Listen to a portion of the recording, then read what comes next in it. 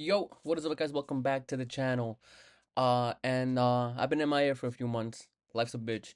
Uh, but we have a few things to talk about, right? The first is gonna be the Club World Cup that passed, obviously this past summer, and let's just get right to it. Listen, man, as as a Madrid fan, I think I've said this before, right? And honestly, as a fan of like I think big major clubs, I think you can kind of deal with taking a loss as long as you went out fighting, bro. You know what I mean? Like if we face a Bayern and like in the Champions League, right, let's say semifinals, and it's a tight matchup, bro. Like I can't get mad at that. I can't get mad at that. Bayern is a Bayern, right? But we went out for like but if you go out fighting, it's a different story. This Club World Cup, bro, from beginning to end, was one of the biggest fucking disappointments as a Madrid fan I've had in a very, very fucking long time. That loss to PSG, first of all, could have been way more than 4-0. That's the first thing, right? This past season we lost to Barcelona four fucking times. Four times. Each one of those times with the exception of the first game, because we could have gone into halftime if Mbappe wasn't offside fucking 8 times in the first half. We could have gone into that match up by 3-0 by halftime, right? That's the only exception. Either way, we ended up losing that game. But the rest of the matches that we played against them, bro, like they beat us. Like there's no defense or buzz, there's no way around it. They fucking beat us. And still, that match against PSG was fucking horrible. It was horrible. I like even now, just thinking about it, just gets me so pissed off. And the two people who got me the most mad during the entirety of the fucking Club World Cup, right? And obviously, there were a few good things about it, right? Fran Garcia came up out of nowhere and he was fucking amazing the entirety of the match. We have Gonzalo Garcia coming up. He looks like he's gonna be, a big project as far as being a striker goes. He's gonna be a backup, it looks like this season, and it's gonna be fucking amazing based on his performances there. But fucking Mbappe and Vinny, bro. And listen, if you guys seen the videos before, you guys know how critical I've been of Mbappe this past season. And to me, the Club World Cup in that specific game against PSG epitomized everything that I was fucking talking about. Because he's a striker, right? Mbappe is going to get goals. Like it's not him winning the Pichichi. It's great, but you expect that of Mbappe, right? But the thing is, bro, him and Vinny, right? And if you guys all again, if you guys seen the channel, you know how much of a huge fan of Vinny I am. Overall, Mbappe is a better player. I think we have to get rid of one of them. I would rather keep Vinny. Partly, like Mbappe is a better player, but partly I want to keep Vinny because on the left he's very effective. Not as effective as if Mbappe is a fucking 10, Vinny's a 9.5. But also, yeah, there's some part of bias and a little bit of nostalgia there. We got Vinny who was 18. It was great to see him grow into the player that we knew he could be for 3 to 4 seasons before this past season happened. He was amazing. He's even right now in the past 5 seasons, he has been the best player in the Champions League. Right, not in world football, not in, but in a specific competition, that's the UEFA Champions League. He's been the best player, right? And like I said, because we saw him growing up, because we saw him go through that struggle, because he is indebted or embedded into the hearts of I think a lot of Madridistas. That's why I'd rather see him stay. But Mbappe's a better player. If one of them has to leave for the club to fucking be successful, one of them has to fucking leave. I don't care who the fuck it is, right? But dude, that game, these motherfuckers did not track back at all. And that is killing, or at least at that point, and all of last season, it was fucking killing us. And the thing that pisses me off is, well, Mbappe scores a goals, like that's what you hear a lot of people say. Yeah, bro, but you know what else? Who else scored goals that I've seen visually with my eyes track back and create things out of nowhere from midfield or deeper? I've seen Suarez do that. I've seen Ronaldo did that more, not as often as someone like Suarez, but Ronaldo did that a lot more than fucking Vinny and Mbappe did last season, right? You saw Messi do that when he was younger. You've seen Benzema do that, right? His Ballon d'Or winning season, the last Ballon d'Or that I think was undisputable, that's what he did, bro. When they were struggling on defense, he came back. You saw him on defense. You saw him start something from there, right? If the midfield was struggling, he would come back. He would create opportunities for other players to go forward, which in turn helped him score. Like there was plays where he came back, he won the ball in the in his half, right, or in midfield. He passes to somebody, right? He passed it to Cruz, he passed it to Modric, and they were able to open up the game more so that he could go back into his attacking position and score a goal. Who started that? Benzema. And if you're gonna fucking tell me that Mbappe is not as gifted technically on the ball as someone like Benzema, like someone like Suarez, definitely not Messi, but maybe someone as like Ronaldo. Bro, like you're out of your fucking mind. And that's the stuff that was killing him this season. It was not the goals. It was never the him. It was never him not scoring goals. He went a little bit of a dry spell. It's the fucking effort, bro. And Vinny's the same fucking deal. Like if you know all of last season that your team was struggling on defense, come the Club World Cup, you'd expect something to fucking change. Nothing changed. Jack shit changed about their effort, bro. Jack shit, right? Now, Bellingham's doing everything that he possibly can. Valverde's everywhere on the fucking field. You have the midfielders trying to do absolutely everything that they fucking could to help them. And they didn't. Like, dude, and eventually, like, and this is the thing that is driving me crazy about it, right? And for two different reasons. I got the feeling that the president followed and Madrid followed Mbappe so much that he felt at some point like, bro, like when they get me, they get me. They're not gonna fucking bench me. After everything they did to get me, I'm untouchable. Vinny, on the other hand, came in. Remember, he's already two Champions League in, multiple La Liga wins in. Like he's won a decent amount of trophies. I believe it's 14, 15 trophies already. Maybe even 16 with the Intercontinental Cup, right? And you got a feeling that he's like, oh well, I've won what I won what I want. I'm untouchable, bro. That's not how it fucking works, right? Especially when you have someone like Modric, right? But Modric, when I saw this man lift his sixth, not his first, not his second, not his third, his sixth Champions League trophy, it was like he lifted it for the first fucking time. Like that's the type of commitment and the type of fire that you want these players to fucking have on the field. And if they're not gonna have that fucking commitment or fire, kick them out. Take him out. Right now, to me, the player who did the most last season, even though his like statistically he didn't, like he didn't have the goals or the number of assists. But to me, the better out of the three front forwards last year, as far as just giving it all for the team, not for himself, was Rodrigo. And now he's on the fucking chopping block. Now, if you're gonna get rid of any one of those three, right now, I'd rather keep Rodrigo and get rid of either Vinny or Mbappe. Like it doesn't make any fucking sense. You're making the player who actually does the most running. And don't get me wrong, they're all forwards, so it's not like he's running as much as like like a left back or a right. You know what I'm saying? But he tracks back, bro. Like you see him doing this shit while Vinny and Mbappe for the most part, because Vinny wasn't like this until he fucking lost that Ballon d'Or. I don't know what the fuck happened. Do I believe he was robbed? Yes. But then when he said he'd do it 10 times over, bro, like I'm still waiting for the fucking first time. Dude, what the fuck happened after he lost that Ballon d'Or? Because up until then, that's what he was fucking doing. I remember there was one game, I forgot against who it was. It was like Vinny was trying to take the ball away and put pressure on three different people. Meanwhile, Mbappe was not like 10 fucking steps ahead of him, just waiting with his fucking arm crossed, like on his fucking waist, waiting for Vinny to grab the ball and pass him the ball, right? No, and like I said, from January forward, they were both doing that type of shit. Bro, track the fuck back. Who gives a fuck if you score 5 or 6 goals if the other team's gonna score 7 or 8? You're still gonna take the fucking loss. And at the end of the day, bro, I don't give a shit if you won the Bachichi. I don't give a crap if you win any of that. I care about Madrid winning the fucking trophies. So if you're not gonna contribute to that, bro, leave. Get the fuck out. And that's exactly what happened in that game against PSG, bro. I saw the midfield doing everything they possibly could, Bellingham doing everything he possibly could, Garcia doing everything he possibly could, and these two motherfuckers just on the side doing nothing to help out defensively when you know that's where you're fucking struggling. Especially that game against PSG because Hausen was got suspended, right? He did well in the Club World Cup, but that was a stupid fucking red that he got. Um, sorry, to be suspended against PSG, and we took the toll for it. We fucking took the toll for it. But it's not all his fault. The Defenders are gonna do stupid decisions, especially when they're young, and they're gonna get red cards. You know what happens in a fucking game? Maybe it was fucking tennis where it was 1-on-1, and you screwed yourself over. But there's still 11 players on the field, and the two of those players were not doing jack shit to help defensively. Where that's where you've been struggling for the past fucking 2 seasons. Because it's not even we struggled last season and it was a lot more obvious, right?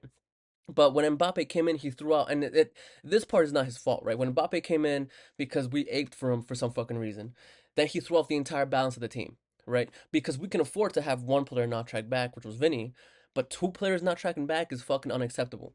It's unacceptable. So listen, one of them has to go. Like for all the reasons I stated before, even though I know it's probably not gonna happen, I hope Vinny stays. But if something doesn't change this season and they don't fucking learn how to play with each other, one of them's got to leave by the end of the season. They just fucking have to. Because at the end of the day, I'm not going to fucking sit here and just keep on saying the same shit over and over and over again with fucking nothing being done because I'm not the only one that fucking sees it. It's insane, right? Which brings me to, or a little bit to the next point, which is Shabby. Um, So going into this, or right, going into him being appointed and shit like that, everyone thought, including myself, that there was one of two ways that this was gonna go. Xabi is either going to be able to do what he wants with the squad, right? He's gonna have the freedom to do whatever he wants with the squad, which means benching people no matter what the fucking name on the jersey is, and setting shit his way, setting his standards for a work rate and work ethic that you saw him do in Leverkusen, or he was gonna be bitched by the president again. During and up until the end of the Club World Cup, unfortunately, I thought it was the second option, which is the president came like, listen, he's got to play, he's got to play, he's got to play. I don't care how you do it, but you have to make them play. Now it's starting to look like it's more on the first side, which is fucking excellent, right? Because the only way these players are gonna learn to do more work rate and to do more for the team is if when they don't perform and don't perform for the team, fucking bench them. And it looks like that is going to be the way that it's going to be run based on all the reports I'm hearing. It looks like the president just goes like, "Yo, listen, just do what you got to do for the team to succeed, no matter what that is." If that's the case, we're in for a good season, right? But if that's not the case, we're in for a shit show of a season again, and like it's impossible, bro. Like we can't do that. When Barcelona had the season they had, it's a lot of credit to Barcelona because at the end of the day, they very much overperformed. They overperformed last season, but if you watch them play, it wasn't that big of a surprise. Hansi Flick with his fucking offside trap. I thought at some point, right, up by like January or February, the La Liga would catch on, and they fucking didn't. And it seems like no one still can, right? The game that they played yesterday was fucking amazing. The things I saw Lamine Yamal do in the first 5 fucking minutes, dude, I was like, dude, this kid's gonna be a fucking menace, and he is, bro. Because even if you support Madrid, bro, you have to admire the way that Yamal, even if he's fucking out partying with midgets and shit, you have to admire the way that he plays, right? Because he could have gone down a few times in that game, and he didn't, right? In that situation, I was like, all right, someone like Vinny would literally drop down to the fucking ground and start bitching with the refs, right? And dude, like he's playing amazing. They're getting stronger. I don't think they reinforced their defense this offseason, which is the one thing I think they absolutely needed to do in order to be competitive in Europe. Because you guys saw what Inter Milan did to them last season. Like they literally just got outscored by Inter Milan, by an Italian team. Which don't get me wrong, it's not that they're bad at offensively. It's just when you think of Italy, you think of defense. But like that part's out of the water. But yeah, man, like that Club World Cup was just a fucking disappointment, bro. And it was like I said, it's the way that we went out. It's the way that we went out that pissed me off so much. It's not that we lost against PSG. PSG to me was the best was overall the best team in the world last season, from front to back. But it's like I said, man, it's just the way that we went out, bro. Like even when we were losing, bro, like there was no effort from those two in particular, and that's gonna kill you because the other players are trying to work, right? At the end of the day, you gotta score goals. So the midfielders and the defense are trying to work to help them be in the best position they possibly can. But when they don't help you out, when you see that two of your most talented teammates aren't doing shit to help you out, it makes you not want to help them out either. Because it goes both ways, bro. Like it goes both ways. Defense costs you titles. Offense can win you titles, but if they don't work together, you're gonna get fucked over one way or the other, right? Um, that's quick thoughts on the Club World Cup. On one more thing, it was a success. The Club World Cup was a fucking success. My and going into it, I kind of wish that it wasn't because I always felt that FIFA is just trying to fucking get the most like more and more games out of these players, and at the end of the day, it's just gonna lead to more injuries, to wanting to go see these players in games and not being able to watch your favorite player because they're either resting or because they're injured, and that was gonna suck. But the Club World Cup as a whole was a success. You saw Brazilian clubs shine. You saw, unexpected shit. Chelsea winning it, bro. Like out of anybody, fucking Chelsea. Like that's insane. And that match was good. It was a good fucking match, even though PSG got outplayed in that fucking match. I was actually there. I bought the when I saw the brackets for the final. The way I saw the fucking bracket for some reason, it didn't it didn't sit right. I thought the final was gonna be Madrid PSG. The way that I saw the bracket, it turns out they were gonna be in the semifinal. So I was pissed after I bought the ticket. But yeah, man, I went. I was there. It was amazing. Um, but yeah, now going on to this next season with the signings that we have, it looks like they're all basically defensive signings besides Mastuano, however you pronounce his name. Um, But he's a young kid. He looks like he's gonna be very, very good. You coming into Madrid, you're not gonna start this season with Bellingham out for the for the first few weeks of the season. Maybe he gets some playing time. But at the end of the day, Guler's he seems like he's gonna have a more prominent role under Xabi, which I'm very happy about.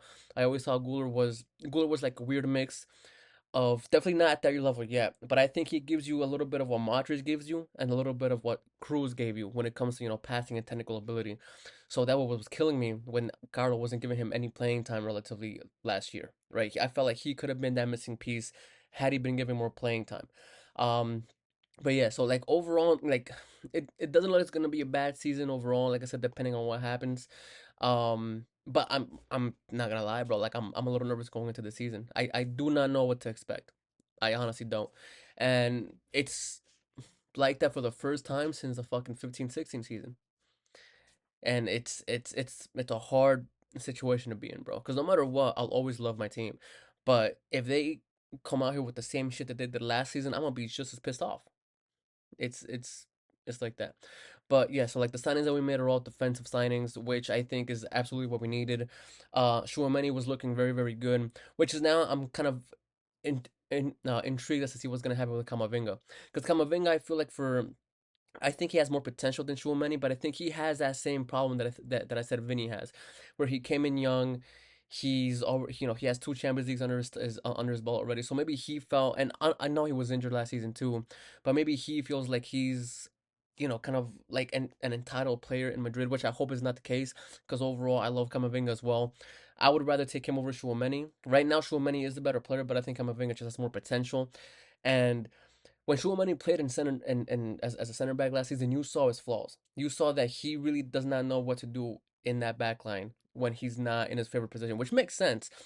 But I think Camavinga is a little bit more versatile. Like you could put him in center back and on the wing in midfield, and he has a better understanding of what he has to do in that specific role than Chouamani does. Chouamani is a better center defensive mid, but like I said, just Camavinga is more versatile. So I'd rather keep Camavinga. But again, man, if his attitude is not up to the Madrid standard, then he has to leave as well. It would suck.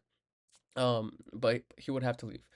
Um, yeah, man. But overall, man, it's been an up and down summer for Madrid fans. I feel like, um, and we just have to get this new season started. We play on Tuesday against Osasuna, I believe, and it's one of those matches where it's gonna give you like a hint as to how it's gonna go.